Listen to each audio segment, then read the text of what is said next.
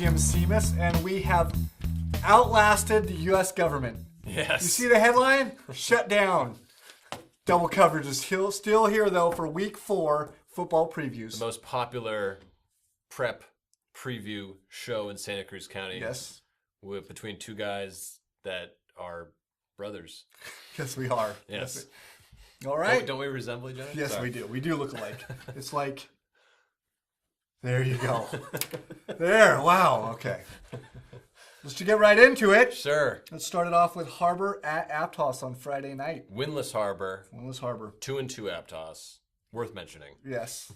You want to take it? Well, I'm just going to take off like the Mariners. Go for it. No, I'm just saying the Mariners they lost last week to Clovis East. Yeah. Played a pretty good opponent, had a chance to win, had a ton of turnovers. They're going to be fired up like all get-go to get a running clock in this game. Well, they don't have to drive 3.5 hours to the don't? Central Valley to play a football game this week. So, yeah, I mean, they're going to be nice and rested. No bus ride. What's the goal waiting for Harker? What's the goal for your Harker this week? I mean, I know they've been kind of trying to establish that run game, and they've shown bits and pieces of it to kind of help out quarterback Miles Small. Spread the field a little bit, and he's been solid for them still, despite the 0-4 record. Yeah. But yeah, I think they really need to get that run game going. But they let up 259 yards rushing last week to Marina, and that's all Aptos does. Yeah. So it's going to be tough. I see some issues. It's going to be tough to stop Aptos if you had difficulty stopping Marina. Harker has no inspiration. Has plenty of inspiration. To get this win. Sure. But if Harker wins, I will cut my hair. Mohawk, whatever you want, you name it, if Harker wins. I will grow my hair out. And okay?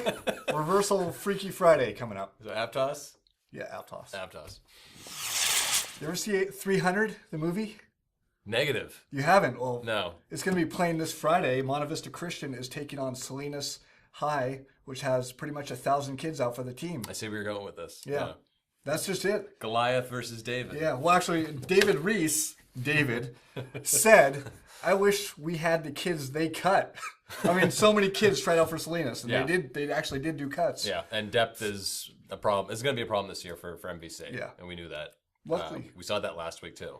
They're getting over the flu situation, though. Yeah, well, I mean, 29 kids, 8 kids last week, didn't sit out, but they lost them bits and pieces during the week. They had to call up a bunch of kids from JV to have a proper practice. But,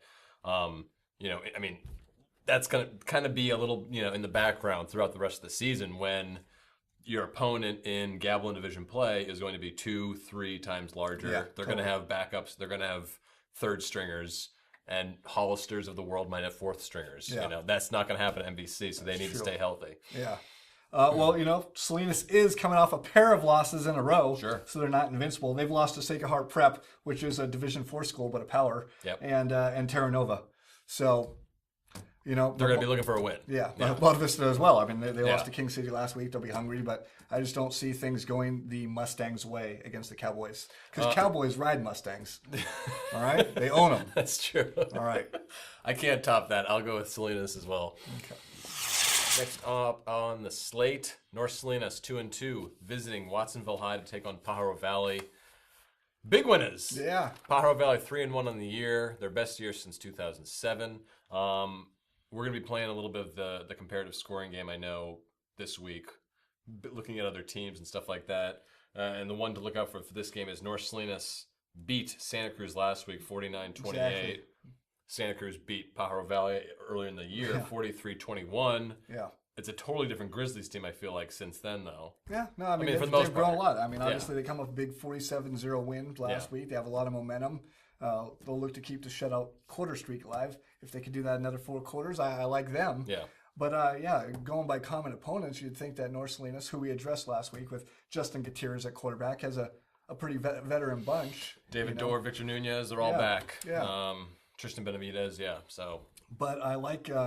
I like the way PV's playing. They could make a good game of this. By the way, I want to let you know that Zeke Osornius has legally changed his name to Luke. So that's big news coming out of South County. Wait, that's you awesome. You screwed up his name again. Did I get him backwards again? You said Osornius. Oh, wait, you were doing that whole... Yeah. Oh, I got it. There you go. Stay with me. Woo! All right. There you go. Anyway, North Salinas looks pretty good. It looks like they got a pretty dominant win last week. Yeah. I kind of dig them a little bit, even though they're on the road. Yeah, I mean, and they have the losses to Carmel, and we talked about them last week, of course, like you mentioned, but the Carmel loss was still it was 57-35, but still you put up 35 points against Carmel. That's still, nothing to slouch about. This is my thing. PV's improved. North Salinas has improved. Both have pretty veteran bunches, but North Salinas won the meeting last year 47-7. I've got to go with North Salinas. The last time you went against the Grizzlies, I picked the Grizzlies and they won.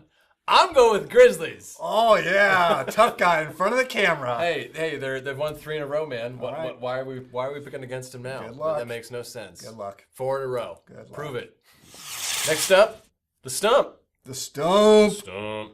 51st year Really? of this long-running rivalry. Look at that. It hasn't been much of a rivalry of late, has it? No. You have any data on that? I do. Okay. SoCal has won 6 in a row, 10 of the last 11, and they've won 40. They have 40 victories out of the 50 years. Yeah. So, Surftown, USA, Santa Cruz versus Huntington Beach. That might be more of a rivalry, and I think Huntington Beach has the edge there. wow. What do you think? I don't surf. Okay, me neither. So I can't really. Santa Cruz reeling from 3 straight losses, hopes to get things on track, Yeah. both running and passing, but most importantly, playing some defense. Sure. But Yeah, I mean, 40, 49 points real quick against North High, 42 against Irvington, 27 against Watsonville. Yeah. SoCal has a ton of momentum despite losing last week. Yeah, I mean, they did. We both picked Seaside to beat them last week, but they really held their own. They only lost, 35-27? Yeah. I mean, they're in it. That was the They most... had a lead Totally. most of the game. They surprised me, That even was- though it was all on Twitter. Other coaches were talking about it. Yeah. It was probably the most impressive game, win or lose, last weekend, I think. Yeah. So congrats to the Knights on that effort. I Yeah, mean, and we know what they're doing. They're going to Yeah. run the ball. Santa Cruz more or less is going to be running the ball. Yeah. Santa Cruz should do a good job scheming. They know that offense so well. Yeah. It's either going to be a blowout or a very close game. Yeah. I don't think Santa Cruz wins this thing in a rout. So, Well, But we don't know who's going to be back. I know we mentioned kind of Daniel Fisher was out Mm-hmm. the previous week, and I think they had a couple other banged up players as well. So Yeah. it'll be interesting to see who plays in this game Yeah. for SoCal. I think Canavan's healthy. So, Yeah. You like SoCal though, even with they're playing at the home. question marks. Yeah, they're playing at home. I got to like them. I mean, they've owned this series so far. I'm leaning towards them, and with a solid loss. I hate saying those things because a loss is a loss. But Bet on history this week, buddy. sure, Knights, Knights. SoCal it is. Next up on the docket, a pair of 2-2 teams. Watsonville opening Pacific Division Yeah, right there with you. Pacific Division play at Gilroy, 7:30 p.m. Friday night. I mean, I think the question is, how good is Watsonville's rush defense? Yeah, we're talking about a team that posted a 70-0 win last week over Gonzales. Yes, in Gilroy. Yeah, and he's Brandon Boyd is already a 1,000-yard rusher. He's already a 1,200-yard rusher. Yeah, we're not even Let's not sell him short here. mid-season. He has 105 carries. I mean, I don't want to bog anyone down with stats, Yeah. but these are impressive. 105 carries, 1,204 yards, 15 touchdowns were 4 games through the season.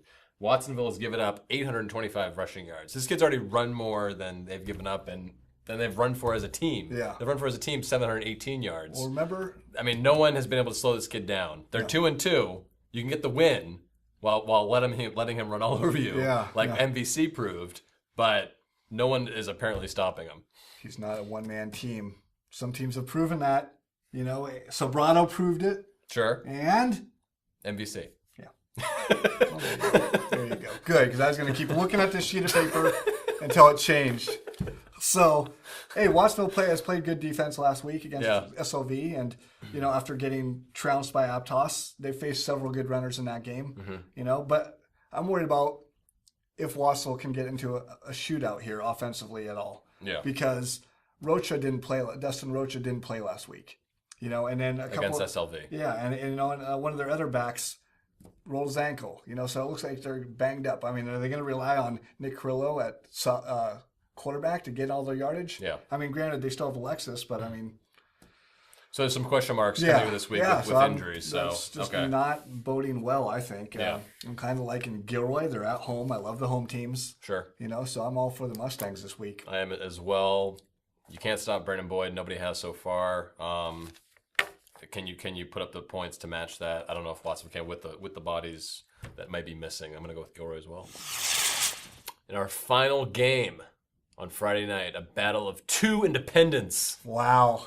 Independence Day. No league to call their own. St. Francis, Central Coast Christian, 3-1, getting their first loss last week. Yeah. Visiting Harker, 7:30 p.m., 1-1 Harker. Harker, more or less, is kind of the reason why St. Francis has a 10-game schedule right now.